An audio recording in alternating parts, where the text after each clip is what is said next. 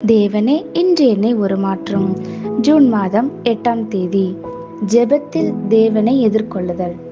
ஆகிலும் தேவரீர் அவர்கள் பாவத்தை மன்னித்தருளுவீரானால் மன்னித்தருளும், இல்லாவிட்டால் நீர் எழுதின உம்முடைய புஸ்தகத்திலிருந்து என் பெயரை கிறுக்கி போடும் என்றான்.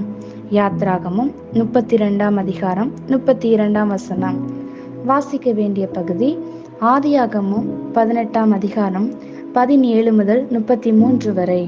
அப்பொழுது கர்த்தர், ஆபிரகாம் பெரிய பலத்த ஜாதியாவதினாலும் அவனுக்குள் பூமியிலுள்ள சகல ஜாதிகளும் ஆசிர்வதிக்கப்படுவதினாலும் நான் செய்ய போகிறதை ஆபிரகாமுக்கு மறைப்பேனோ? கர்த்தர் ஆபிரகாமுக்கு சொன்னதை நிறைவேற்றும்படியாய் அவன் தன் பிள்ளைகளுக்கும் தனக்கு பின்வரும் தன் வீட்டாருக்கும் நீங்கள் நீதியையும் நியாயத்தையும் செய்து கர்த்தருடைய வழியை காத்து நடவுங்கள் என்று கட்டளையிடுவான் என்பதை அறிந்திருக்கிறேன் என்றார். பின்பு கர்த்தர், சோதோம் கொமோராவின் கூக்குரல் பெரிதாய் இருப்பதினாலும் அவைகளின் பாவம் மிகவும் கொடிதாய் இருப்பதினாலும் நான் இறங்கி போய் என்னிடத்தில் வந்து எட்டின அதன் கூக்குரலின்படியே அவர்கள் செய்திருக்கிறார்களோ இல்லையோ என்று பார்த்து அறிவேன் என்றார். அப்பொழுது அந்த புருஷர் அவ்விடம் விட்டு சோதோமை நோக்கி போனார்கள். ஆபிரகாமோ பின்னும் கர்த்தருக்கு முன்பாக நின்று கொண்டிருந்தான். அப்பொழுது ஆபிரகாம் சமீபமாய் சேர்ந்து, துன்மார்க்கனோட நீதிமானை அழைப்பீரோ? பட்டணத்துக்குள்ளே ஒருவேளை 50 நீதிமான்கள் இருப்பார்கள். அதற்குள் இருக்கும் அந்த 50 நீதிமான்கள் நிமித்தம் இரட்சியாமல் அந்த ஸ்தலத்தை அழைப்பீரோ? துன்மார்க்கனோட நீதிமானையும் சங்கரிப்பது உமக்கு தூரமாய் இருப்பதாக. நீதிமானையும் துன்மார்க்கனையும் சமமாய் நடப்பிப்பது உமக்கு தூரமாய் இருப்பதாக. சர்வலோக நியாயாதிபதி நீதி செய்யாதிருப்பாரோ என்றான். அதற்கு கர்த்தர், நான் சோதோமில் 50 நீதிமான்களை கண்டால் அவர்கள் நிமித்தம் அந்த ஸ்தலம் முழுவதையும் இரட்சிப்பேன் என்றார். அப்பொழுது ஆபிரகாம் பிரதியுத்தரமாக, இதோ தூளும் சாம்பலுமாய் இருக்கிற அடியேன் ஆண்டவரோட பேச துணிந்தேன். ஒருவேளை 50 நீதிமான்களுக்கு 5 பேர் குறைந்திருப்பார்கள்.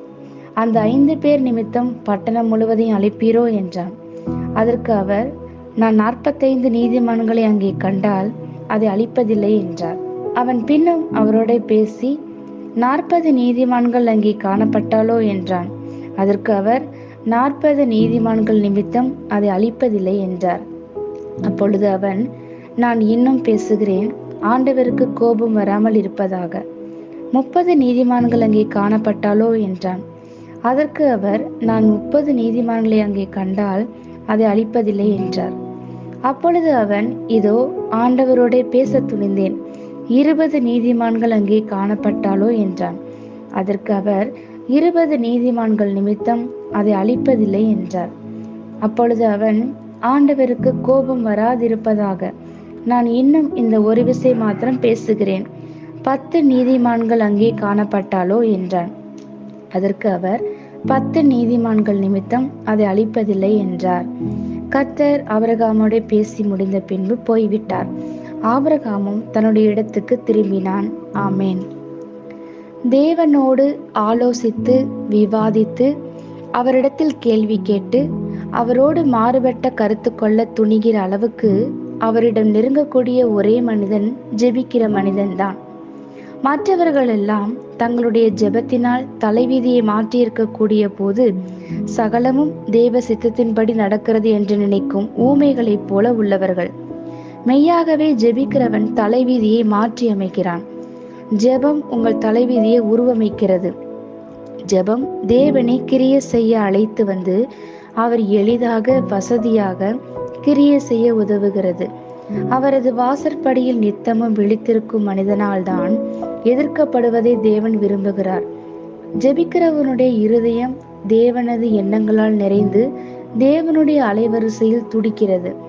தேவன் இப்படிப்பட்ட மனிதனை தனக்கு எதிரே உள்ள மேஜையில் அமர செய்து ஆபிரகாமுக்கு செய்தது போல தம் ரகசியங்களையும் திட்டத்தை குறித்த ஆலோசனைகளையும் பகிர்ந்து கொள்கிறார். மோசே பரிந்து மன்றாடியதை போல தன்னை சேவிக்க தவறிய மக்களுக்காகவும் தன்னை நெருக்க தேவன் அவனுக்கு அனுமதி அளிக்கிறார். ஒரே ஒரு ஜெபிக்கிற மனிதனுக்கு பரலோகத்திலே எவ்வளவு மதிப்பு என்று பாருங்கள். மோசேயின் ஜெபத்திற்கு பதிலாக ஒரு தேசத்தை வாழ வைக்க தேவன் தீர்மானிக்கிறார்.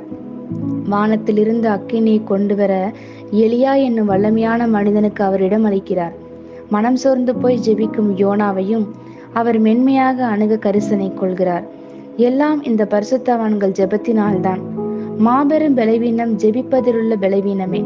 உங்களை மட்டுப்படுத்தும் எல்லா காரியங்களையும் கடந்து ஜெபம் உங்களை கொண்டு செல்லுகிறது. ஆமேன். இந்த வார்த்தைகளினால் நீங்கள் ஆசீர்வதிக்கப்பட்டீர்கள் என்று நாங்கள் நம்புகிறோம்.